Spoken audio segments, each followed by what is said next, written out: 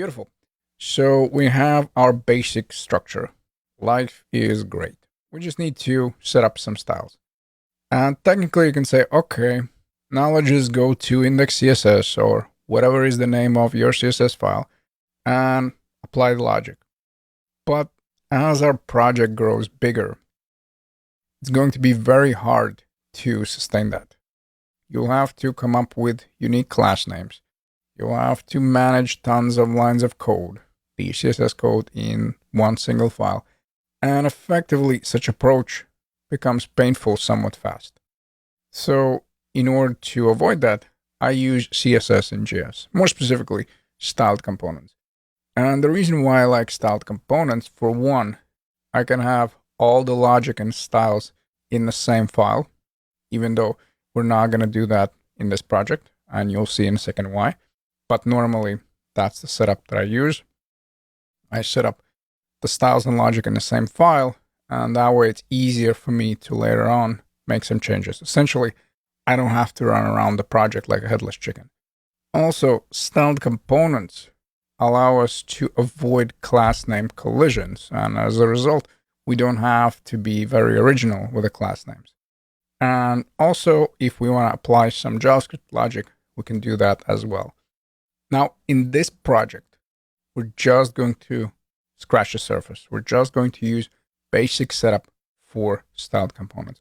So if you are interested in more options and more complex setups as far as the styled components are concerned, you can always utilize a link to their docs as well as my 3-hour styled components course. And both links are available here in the README. Now, in order to get started, we need to install the package. And the command that we're looking for is this one over here. npm install styled components. So let me stop the server. Let me clear everything. And just so I can speed up the process, I'm just going to copy and paste the command.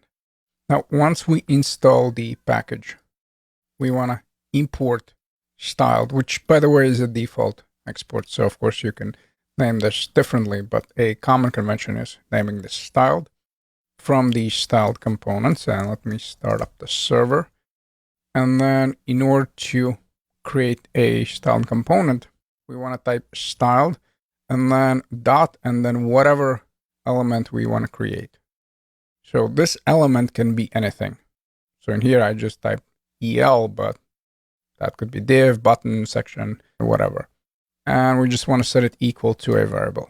And then that variable is the one that we'll set up in our return. And then we go with this interesting syntax of template literals. So those backticks over here. And if you're familiar with Gatsby, for example, you know that they also use the template literals. So this is not specific to styled components. This is a JavaScript feature. Only with styled components, within those backticks, we apply the styles. And then these styles will be applied to this component that we just created. And then once we render, of course, you'll see everything in action. So first, let's navigate, I guess, to app.js. Again, we'll remove this. This is just to showcase how it's going to work, where basically we want to go with styled from, and then let's look for styled components. Then we want to come up with a variable. So in my case, I'm going to go with button because why not? Then let's invoke styled and we want to go with dot. So in here, this is where we pass in the HTML element. So of course, just because I named this button doesn't mean that I have to use that element, but it kind of makes sense. Just keep in mind that yes, you can write article, you can write div here, you can write main, and hopefully you see where I'm going with it. So let's go with button. Then let's set up the template string. And now we just want to apply the styles. So in my case, I'm going to start with background red. We want to set up the semicolon because that is CSS syntax, and I'm going to talk about it in a second. Then color, and why don't we set up white? And then also I want to set up the font size. So I'm going to go here with font size, and I'm going to go with 2 REMs. So once we save, we just want to go to return and then just decide where we want to render that. So in my case, I'm going to go above the landing. Now I do want to have the closing tag as well, because in the button we do need to provide the text, correct? So in my case, I'm going to go with click me. Let's save it, and we should see this giant red button. Now, I'll talk about the unique classes in a second. Before we move on, let me just mention that usually when I work with styled components, I also use this extension for following reasons. So this is the extension that I'm talking about, the VS Code styled components, and I use it for two reasons. First of all, it color codes, so if you don't have this extension, probably everything is orange. And also, it used to display a red squiggly line when there was an error, but it doesn't seem to do that anymore for some weird reason. So essentially, if we have some kind of bug as far as the CSS, let's say I'm going to remove the semicolon over here. Notice how the rest of the styles are not applied. So essentially, the color white here is missing. So that's something to keep in mind. Now, of course, all the styles are already set up, so we don't need to worry about it.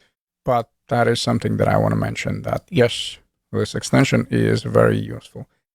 Now, let's also see how we can avoid name collisions with styled component.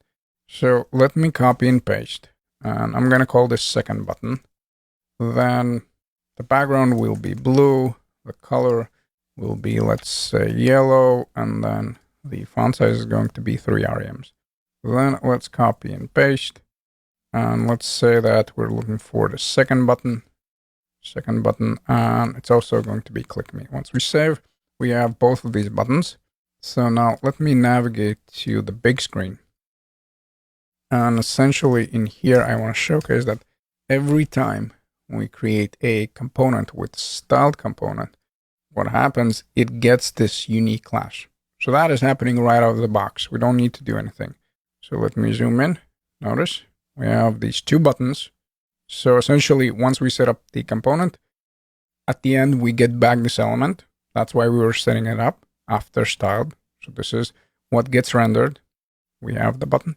And then notice this unique class.